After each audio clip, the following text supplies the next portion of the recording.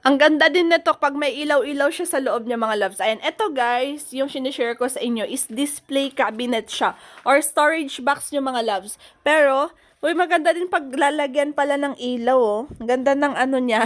Tingnan niyo, pinatong-patong ko lang yung mga ilaw doon. Acrylic pala to guys, na white na transparent. Transparent siya, kitang-kita guys. Ayan, 'di ba? Ang ganda. Sa storage box ko ng mga products ko to, affiliate products. Ganda pala na may ilaw. Ano nyo guys, oh. Lagyan nyo ng ilaw niya sa ano, sa loob. Yan, yung mga tube light na yan.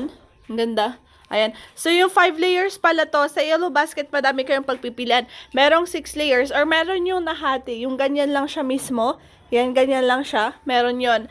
Depende kung ano ilalagay nyo dyan. Kasi pwedeng display cabinet nyo ng mga bags, mini toys, trophy, mga medal, helmet, ganon. Madami. Depende nga lang kung ano ilalagay nyo dito. So, 2 months na to guys. 2 months na siya dito sa bahay.